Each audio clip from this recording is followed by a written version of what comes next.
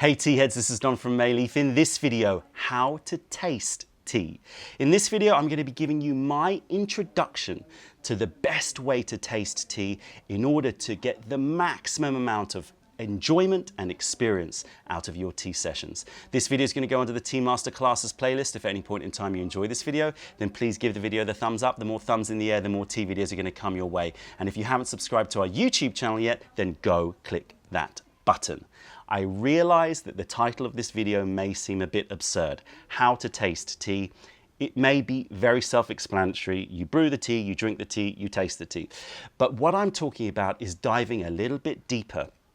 And I want to give you some tips on how you can maximize your experience and your enjoyment of this drink and how you can start to express the tasting notes of a tea. And this can apply not just to tea, but to any foods and drinks. Now, as the tea buyer for Mayleaf, every year I have to try well over 1,000 different teas in order to select our Mayleaf selection. And it's important that I express my tasting notes clearly so that that can assist clients to help them to make decisions about which teas they may want to try. And I want to give you a little bit of an introduction on how I do that.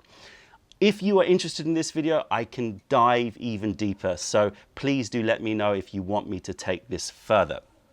Okay, so really we're going to split this up into two sections. The first section is how to maximize the amount of information that you are getting in order to get your tasting notes. And the second part is how to take those tastes, how to take those aromas and flavors and the information that your brain is being given and express them as tasting notes to other people. Okay, let's begin with the first section.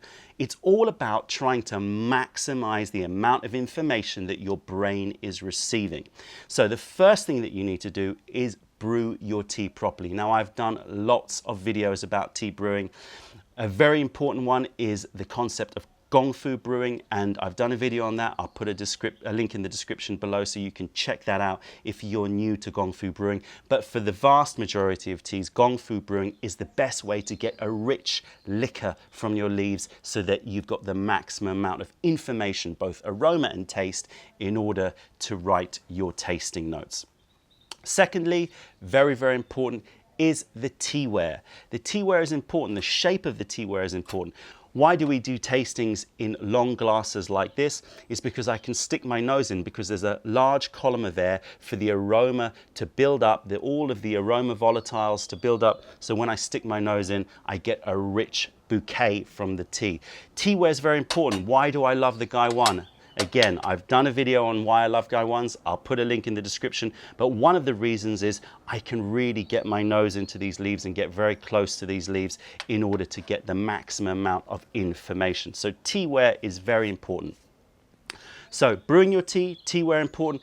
Next is you personally. It's very important that you start your tea sessions with a neutral mouth. In other words, you haven't eaten anything strong beforehand, because anything that you eat before or drink before your tea tasting sessions will have an effect. There's a lot of science in this, and as I said, I can go much deeper. For example, if you have something salty before your tea tasting sessions, that residual saltiness that's in your mouth will start to tone down or dial down the volume of any bitter notes in the tea. So you're not going to taste bitter so much. So you may taste a tea which has bitter notes and you won't pick up on those. So it's very important that you start with a very neutral base. Just have some water beforehand. Make sure you clear away any kind of taste that may be in your mouth from meals that you've recently eaten or drinks that you have consumed. Then afterwards, it's about how you take the tea in your mouth.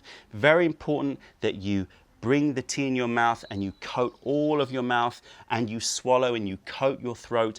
And very important as well that you give it a little bit of an agitation in your mouth. Now, I've done a video on slurping. Again, I'll put a link in the description. Slurping, I'm not a huge fan of a lot of aeration, but certainly agitating the tea, agitating the liquor whilst it's in your mouth is a good thing, because this again releases lots of volatiles, it releases a lot of the terpenes, it brings them all out into the air in your mouth so that you can pick them up more clearly Important that you cover all of your tongue, all of your throat, because there are taste buds all over your tongue and even starting to go down your throat. So you're maximizing the amount of information that you are taking in. A very important point is breathing out through the nose. Make sure you breathe out through the nose whilst the liquor is in your mouth and also after you've swallowed. This is retronasal aroma. It will basically give you so much of the aroma compounds in the tea will pass through the olfactory system, and you will pick up all of those smells and aromas, and that will add to your rich palette of information so that you can start to write your tasting notes. So breathing out is a really, really key thing and something that a lot of people don't do enough. Another thing to note with tea tasting is that tea tasting, just like most tasting, is not linear. In other words, it's not one thing. You don't just taste one in one instance. So the start, as soon as it hits your tongue, is going to be different from the main event, and that's going to be different from the finish, or the way that the tea dies down, the way that the flavor persists in the mouth. And the flavors will be different. You'll tend to get more bright notes at the start. You'll tend to have more warmth and sweetness towards the finish. So it's important to think of tasting not just as one on-off kind of switch, but as a journey. And that journey continues through the infusions. So it's not just, you know, the first infusion or one infusion. You will notice how the tea tastes different through various different infusions, which is one of the key tenets of Gong Fu brewing. So make sure you look at the whole process as an event. Okay, so that's the way to really think about tea tasting and extract the most amount of flavor. We can all do that if we follow the guidelines. However, one of the most difficult things to do is the second section, which is to take that information that you're being given and try to turn it into words, try to turn it into imagery that you can then express, either for yourself personally in tasting notes, either at the Mayleaf website, you can write your tasting notes, or if you're keeping your own tasting note diary, or to express it to friends, family, or other people so that you can share with them why you like or dislike a tea. We're going to taste a tea now. This is our duck shit oolong. Those of you who follow our YouTube channel will know this tea very well. This is one of our premium oolong teas, and this is a house roasted tea from Guangdong province. This is a Dansong, and it's called duck shit oolong. I've done a video about duck shit oolong. Again, link will be in the description below if you want to find out more about this tea. So let's brew this tea up, and I'll give you an example of a tea tasting. So we're going to give it a quick rinse first. Just pour this away. Now, normally if I was doing a proper tea tasting, I would begin with smelling the dry leaf, smelling the wet leaf. I've done a video about a 10-step tasting in the 10-step tasting protocol. You can check that out. Again, I'll put a link in the description. So we're just going to brew this up for about 10 or 15 seconds and decant it into our Gong Dao Bei. Oh, I've got double filters here. Don't need that one. So again, tea appreciation is more than just taste. There's aroma, and there's the liquor, color, there's the visual aspects, there's all sorts of other aspects, but we're going to focus today specifically on tasting notes, because I do get asked this question quite a lot. I get asked the question of, you know, how do you express tasting notes? How do you express the flavors of tea in words? And it's one of the things that most people really struggle with. And I am not professionally trained whatsoever. These are all tips that I've picked up on my journey in tea. So, you know, anybody can do it. You don't need specialized training. You just need persistence. That's the key. Persistence and really focusing in, getting that concentration. And I have to say, this is one of the reasons why tea is such a great thing for mindfulness. Tea is such a great thing for meditation, for escaping the day-to-day world, because just like any tasting, wine tasting or food tasting, in order to really extract or to turn the information that your brain is receiving into words, into images, you need to focus in. And therefore you need complete concentration. And therefore it takes you out of the day-to-day world, and it can become a practice for mindfulness. Okay, let's pour this in the glass. I'm going to quickly show you the liquor so you can get some other visual information here. But now we're going to focus on taste.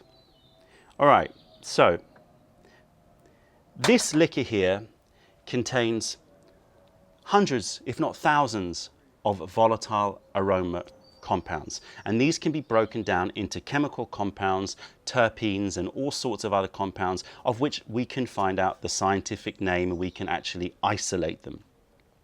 So in many ways, tea tasting or any tasting is objective because we're talking about specific flavor compounds which exist in nature and elicit a response in your aroma and taste gathering system.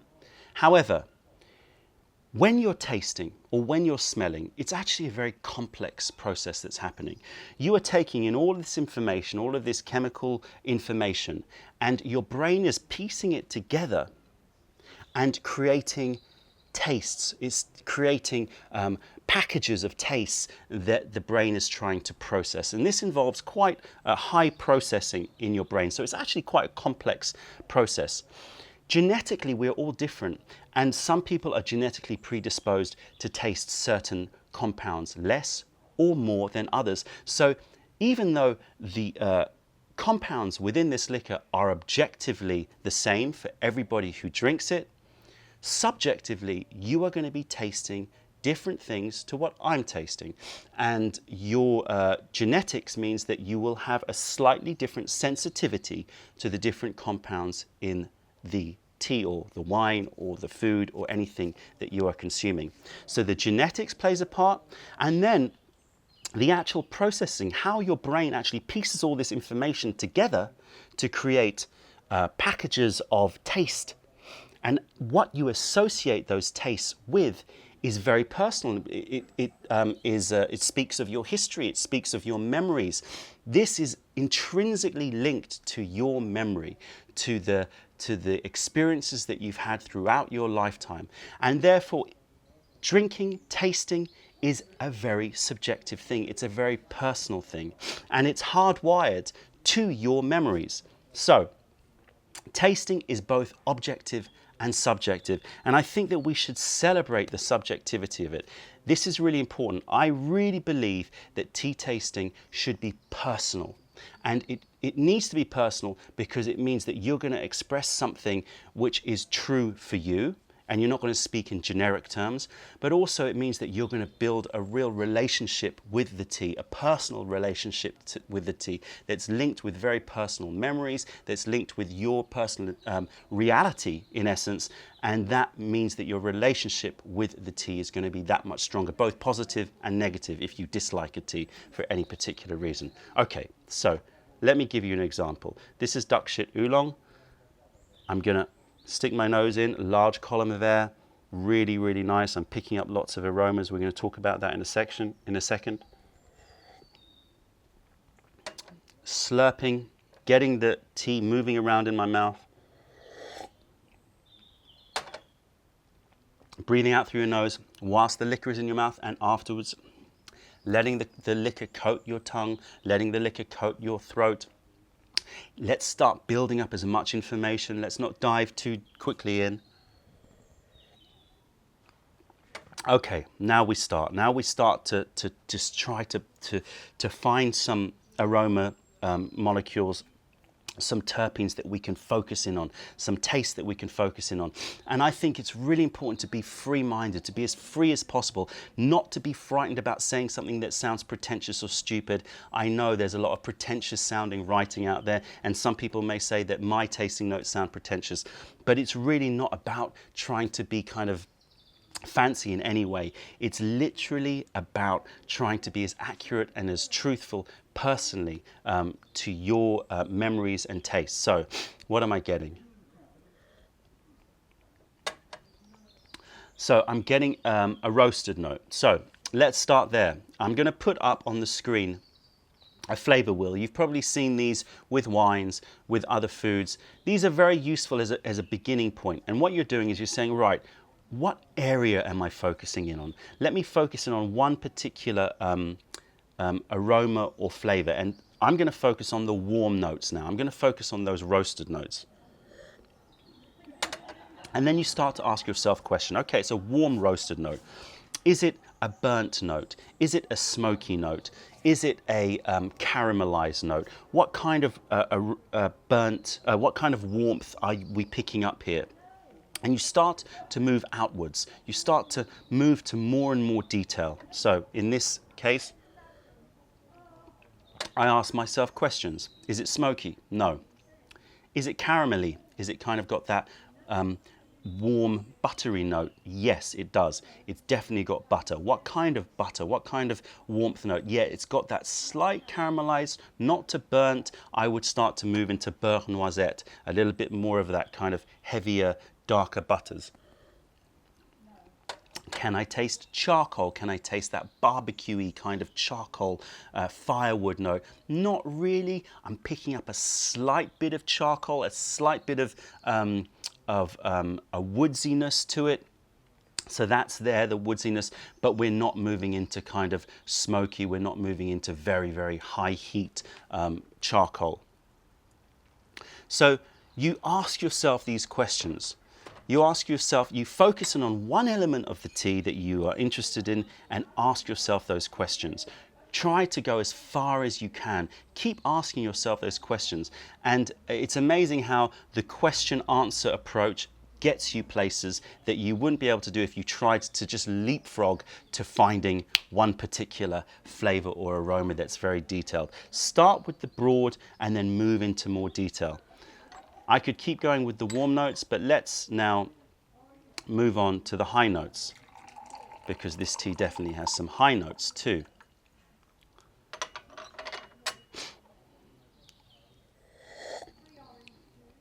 So now I'm trying to focus my brain on the high notes. I'm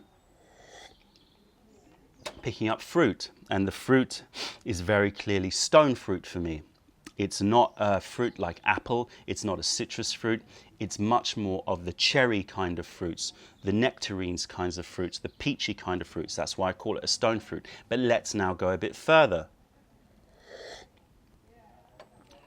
So it's more of a cherry note compared to, let's say, an apricot or something like that. Definitely closer to cherry.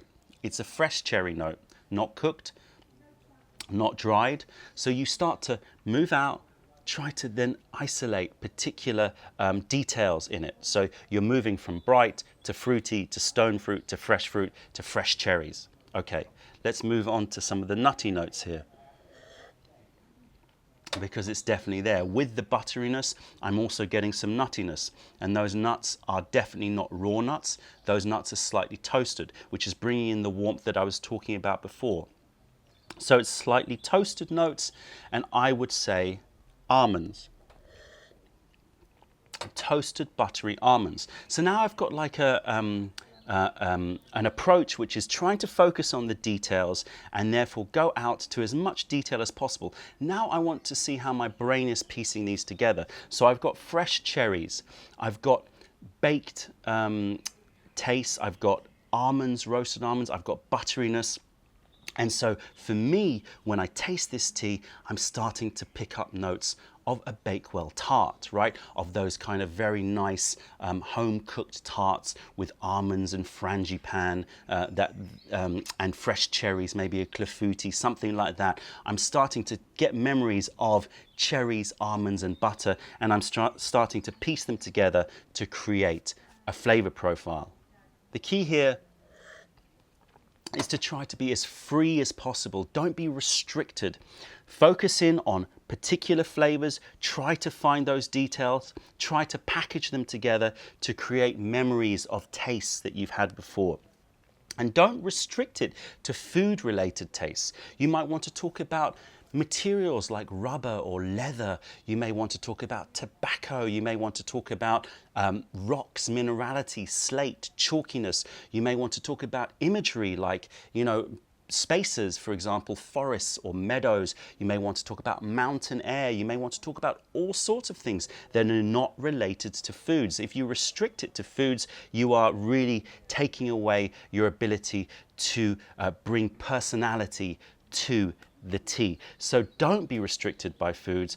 Allow yourself to be completely free. Allow yourself to bring in memories as well. Bring in, childhood memories, things that your grandmother cooked. Maybe you're thinking about places that you visited. Often you might pick up in, for example, certain teas that are aged. You may pick up notes of your kind of old school classroom or your aunt's attic, all sorts of things. Don't be afraid to bring all of those elements in. That's really, really important. All of this is doing is making your experience of this tea more enjoyable. Another thing which you may see that I do quite a lot, closing my eyes, I find really, really helps. Closing your eyes, just trying to kind of restrict as much information as possible, focus in as much as possible, focusing on the aroma and flavor compounds is a really good tip as well. Another tip that I find really helpful is to taste in groups.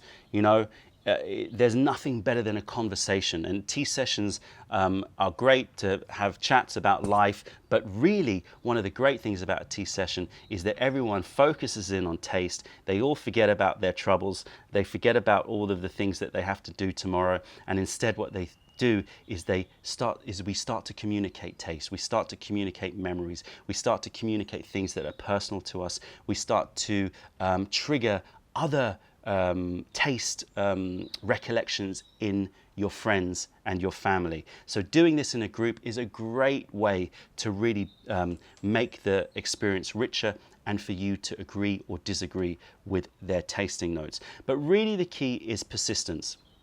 It may not be easy for you to do the first time round and even the 10th time round, but if you persist, if you focus in, you pick up on one thing that just in the tea just gives you this, what is that? What is that taste? Is it a fruity taste? Is it a floral taste? And you explore and you persist and you don't just give up. If you keep doing that, you will begin to train yourself to access those memories much more quickly. And so you'll reach a point where you will start to taste tea and you will start to access really complex flavor notes that may surprise other people, but just come naturally, not out of any pretension, not out of any desire to show off, but instead purely through practice and persistence. As I said, this is just an intro. If you're interested to find out more and really diving deep into tasting, then let me know in the comments below and I will try to do more in-depth videos. But until then, practice, practice, practice. Try what I said and use the flavor wheel, which I will put a link in the description below so you can print it off and use it as your starting point. That's it, tea heads. If you made it to the end of this video, then please give the video the thumbs up. Check out our YouTube playlist and let us know if there are any videos that you would like us to make. If you're ever in London, then come visit us in Camden to say hi and taste our wares. If you have any questions or comments, then please fire them over. Other than that, I'm Don from Mayleaf. Thank you for being a part of the revelation of true tea. Stay away from those tea bags. Keep drinking the good stuff and spread the word because nobody deserves bad tea. Bye.